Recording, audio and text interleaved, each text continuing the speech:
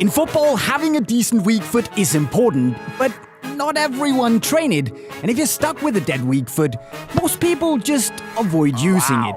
But today I'm here to help you, as I'm gonna get you started with some of the things I did to help me transform my weak foot from something I would only use in matches to run and use as a standing foot for my right, to something that I would actually say is usable in an actual football match. And for clarification going forward, when I mention my strong and my weak foot, my right foot is all trusty and my left is all rusty, as you can see here. But Jay, why do I need a good weak foot? I mean, I'm a perfectly good player using primarily my strong foot here. Well, the thing is that as good of a player as you may be with primarily your strong foot, well, having a dead weak foot is just no good, at least if you want to do something with your football. Because if you look at professionals, I'd say that 99% of them all have at least a decent weak foot because they have to. Even if you look at someone like Messi, who has an absolutely deadly wand of a left foot, he's also able to use his right foot, I would say, efficiently enough if he has to.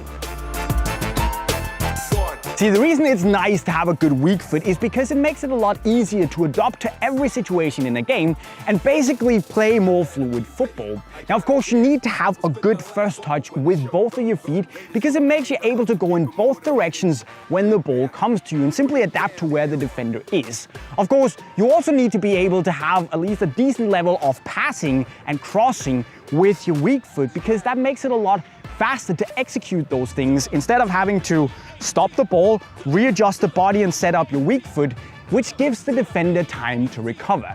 And that's the second part, because if they know that you're constantly gonna set yourself up for your strong foot, you're much easier to shut down.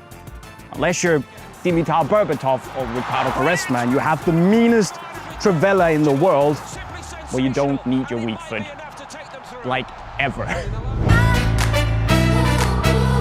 If you do have two very strong feet, however, you're going to be extremely difficult to defend against because you'll be very unpredictable, as the defenders know that you can punish them going to either side of them. Just take a look at young Mason Greenwood from Manchester United, who is so good with both feet that it's kind of difficult to tell that supposedly his left is the best one. So the defenders know that if they just try and shut that one down, he's just going to go to his right and score anyway. So having a strong weak foot is going to make you more versatile, and you need it if you have absolutely any ambition of ever going pro, because you might be the best player on your team with your strong foot, but if the scout sees that your weak foot is kind of broken, he's most likely not gonna take you. But how do you do it? Well, the simple answer would be to say, use it.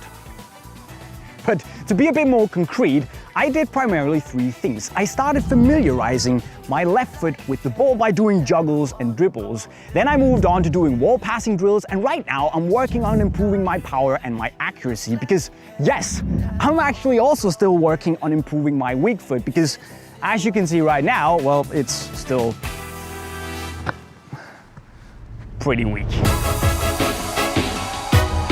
So for the familiarization and the process of making my weak foot used to how the ball actually feels, well, I started juggling and then forced myself to incorporate my left foot at least every other touch. So right, left, and so on. And as I got more confident with that, I started to also incorporate using my left foot even more. That could be right, left, right, left, and so on.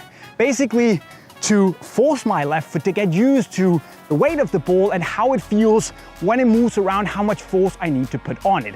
Now after that, I put the ball on the ground and then did a lot of little zigzag dribbles, moving around all over the pitch, just to get myself used to how it feels to dribble, primarily using my left foot. It's really awkward at first, but it quickly catches on. Then you can move on to using a wall, or basically anything that will bounce the ball back to you. And here I suggest that you do a pass, you take a directional touch, and then you set yourself up for the pass again to make it as match-like as possible.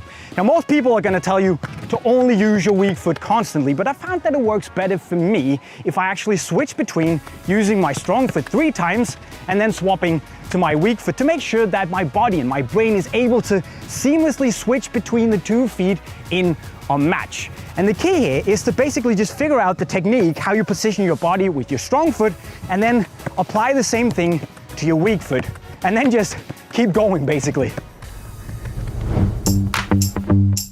Finally, I'm currently working with a target that could be the smaller 7-a-side goal. And here I'm basically doing standard target practice where I'm getting my body used to the position and the power and the movement of the leg and the plant foot and all that stuff in order to get the ball off the ground and have some sort of accuracy over more than a couple of meters, which I'm currently okay with. And because I'm not yet good enough to do the really hardcore long crossfield passes stuff with my weak foot, I'm currently going for crossbars on this distance. But it's tough. The only thing you can do though is to repeat, and then do it again. And if all else fails, buy FIFA coins to upgrade your car, because as we all know, that's the only shortcut to success. Now, the reason that my left foot is still pretty rough, even though I'm 31 and should be more or less ambidextrous by now, is that I simply started using it too late.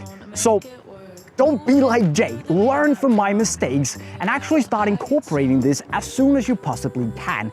Take it seriously, force yourself to do this in trainings, because let's be honest, you just learn quicker when you're a kid, and you don't want to end up like me at age 25 with a left foot that doesn't work. So really guys, take it seriously, and I promise you, you're gonna be a much better player for it. In other words, it is so important to have a good weak foot as a football player, especially if you're serious about it. But guys, what is your best tip to improving your weak foot? Well, as always, you should let us and the rest of the community know in the comment section right down below. You can, of course, also go and grab yourself an awesome pair of materials in the link to unisportstore.com right over there. Don't forget to go subscribe to the channel if you haven't already, and then you can go and learn how to improve even more as a football player in the playlist in the bottom of your screen. And with that said, guys, I'm signing off. Cheerio.